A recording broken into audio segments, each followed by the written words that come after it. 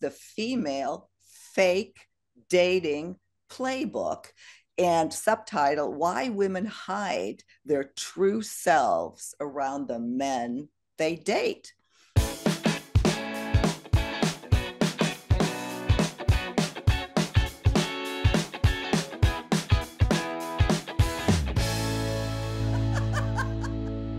Thank you so much for joining us today on Second Act TV. Once again, I want to welcome back Joni Caldwell Lerner, the host of Wake Up with Joni and the relationship coach extraordinaire and dating coach. Joni, thank you so much for being here again. Oh, you're too kind. Thanks for having me.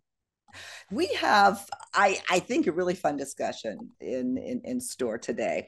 This is, as I say, often I look for topics to discuss. I run across articles, and I run across this one that just absolutely floored me. Absolutely floored me. The title was The Female Fake Dating Playbook, and subtitle, Why Women Hide Their True Selves Around the Men They Date.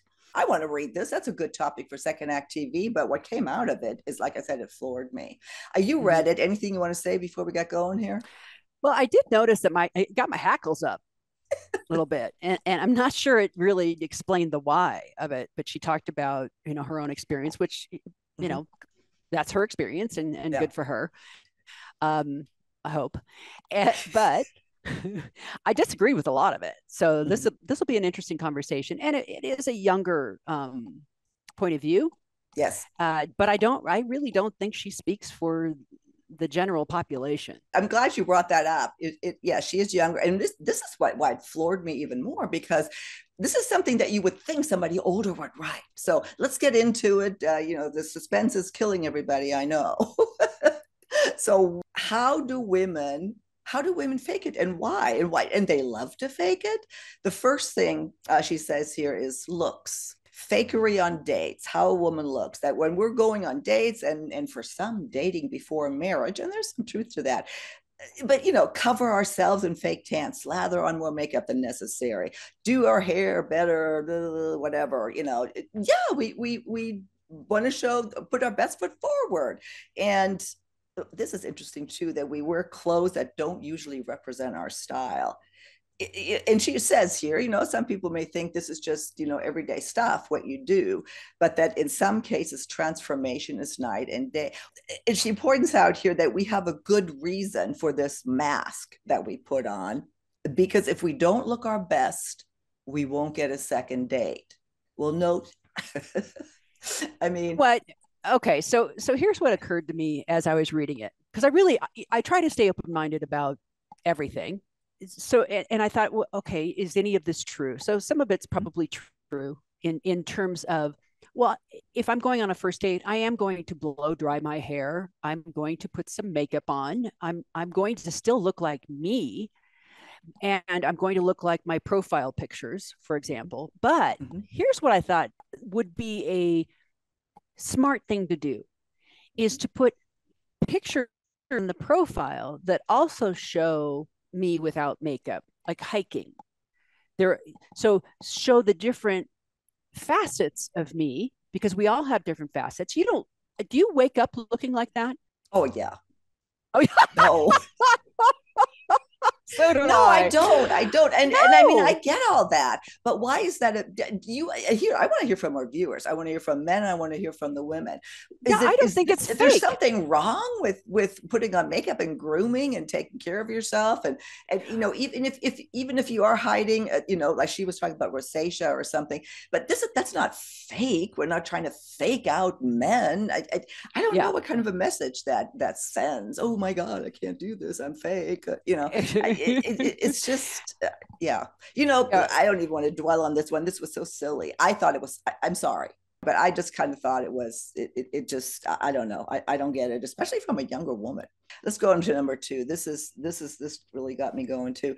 We fake our success We often talk about our professional lives in half truths, like obscuring job title, fail to tell or talk about our ambitions, accomplishments, failures, or downplay our earnings or how much we're worth. And the way she puts it here is telling the truth hasn't always gone well for women, meaning, it's the man's fault. And she Okay. gives some examples of women that were truthful or talked about something they were excited about and how the men reacted to it. All right. Well, you know what hasn't gone well? I'll tell you what hasn't gone well. Lying. What hasn't gone well is pretending. What hasn't gone well is not being authentic. And you and I have talked about the it is the most important thing in any dating scenario to be yourself, to be honest. Now, a first date, you don't need to share a lot of details about finances or career, or you talk about your career in general terms and whatnot. But whether or not this lady knows what she's talking about, it's brought up a great conversation. Be authentic. You don't need to make up who you are. That's why this struck me this way, because she's not saying to lie or make or people make up stuff. She's saying we downplay that women downplay because men can't take it. And she even says here, but men aren't to blame, but there's always a few that have to ruin it for everybody else. That men just can't Okay. take it if a woman is successful and has ambition and that kind of thing. See, that's a generalization again. I am sick to death of all the generalizations. And so forgive me out there if I'm generalizing. But so what it felt like was there was an undercurrent of anger in this Oh, part. huge. Yes. Yeah. And so her experiences, this is based on her experiences. Yep. And so they are true for her. And they bring up a great topic to have a conversation. But just because they are true for her does not mean that they're true for everyone. So there's two things. One is that fakery?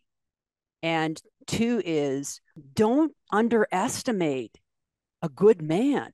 Yeah, there's serious man bashing in this article. I agree. Yeah. There's an undertone of anger in it. Yeah.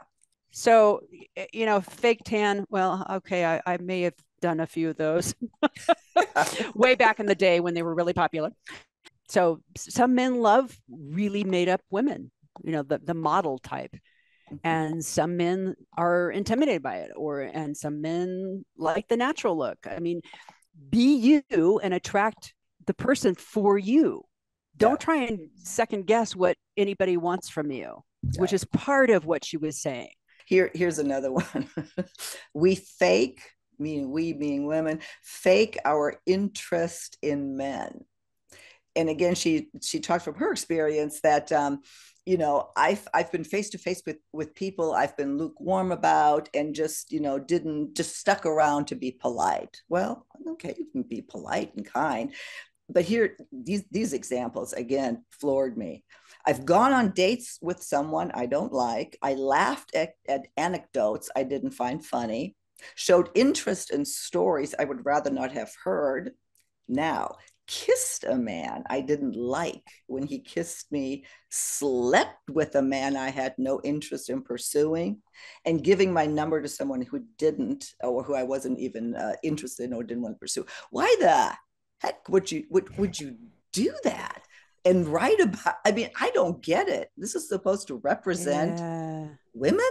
So I don't want to throw anybody under the bus, but it sounds like soft boundaries, soft boundary, soft boundary, soft boundary. In other words, rather than saying no thank you, or I'd rather not, rather than setting a boundary, she just kind of took it, which is weird because she doesn't feel the flavor of the way she's written this, doesn't feel like somebody who would do that. It's just, I don't know. She's so confusing. Well, here, this is the other part. She said the reason that we do this, or women do it, is because if we don't do it, this is her talking, then we're a bitch. Then we're bitchy. That if we don't maintain politeness and a little fakery, we're the bitches. We can't express what we do or Well, don't want. And that actually one of her girlfriends, she told one of her girlfriends she was going to turn this guy down on it. I didn't want to go out with him because she wasn't interested. And her girlfriend actually said, well, why? Don't be a bitch. Just go and fake it.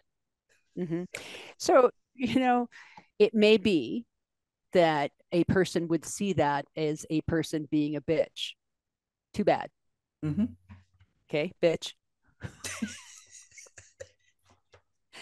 No, what I'm saying is if you're setting a clear boundary and you're doing it with kindness, that's not bitchery.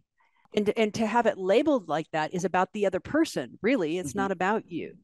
So be a kind person, be a clear person, be an honest person. Men would way rather have you be honest with them up front.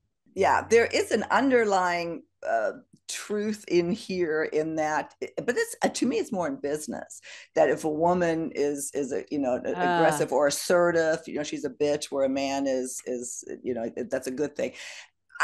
I, this just doesn't apply. This again, this is dangerous because if you're supposed to fake how you feel or do things based on, not expressing yourself, I mean, just no, no, no. I look forward to the comments on this to see if anything of this, rings true to you, or, obviously both of us are appalled by this. If we're well, wrong, tell us.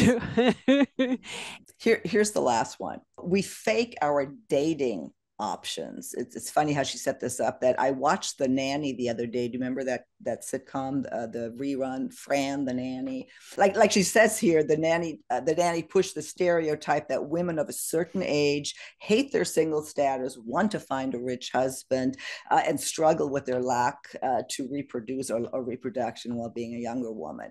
So she kind of positions it as absurd, and then says, however, women actually feel this way. Really? That's a horrible thing to put on women, and to keep that stereotype going that's what men think. Everybody wants to get married. Oh, yes. Not true. It's not true. I coach people from all over the country and actually in all generations, in all decades of life there. So I do feel like I have my finger on the pulse there. And not everybody wants to get married. Not everybody wants to be taken care of. She says here, in reference to this, faking or dating options, we downplay what we want from dating, downplay our ideal partner, here, downplay our interests in the person we're dating. I mean, just basically, we just lie to men or don't represent our true selves. And she says here, I admire the women who lead with honesty, but they know the risk of being honest. If they talk too much about what they want, a man might go running. Are you sure this is a young person? I was That's actually what I born said in at the the top of the 1900s. show. Exactly. And that's what worries me, is this really something that's floating around out there? A person can't be who they are Mm-hmm. if they can't live honestly. Eventually, the house of cards will collapse. And so, if they're looking for connection, if they're looking for relationship, if they're looking for happiness, if they're looking for all those things, then lead with who they are for real. And I'm not saying TMI, don't give too much Mm-hmm. information, but Just you be can who be you honest about are. what you. Yeah. Yeah. Yes, yes. If you want a relationship, great. Say I want a relationship. If you want Right. sex, say I just want sex. Be honest. Yeah. Oh, that's the other point here about faking dating history. We make ourselves seem inexperienced or without plentiful dating experience, downplay any serious past relationships, and downplay the number of people we've slept with. She says, we know a woman with experience comes with outdated judgment. Most women I know have faced this criticism. First of all, that's not a conversation you absolutely have to have. And then why would you be with someone who does that? So you can be a woman of integrity and dignity and still have a sexual history. Right. Absolutely. And it really isn't anyone's business how many or how often or whatever, except for when you become monogamous with the partner, you want to make sure that there is nothing, there are no other people going forward. Like you have to stay in integrity. If you're going to be monogamous, be monogamous. Yeah. She ends here, and we're starting to run out of time, so we'll start wrapping this up. And this just got me to the truth. This is the end, the truth.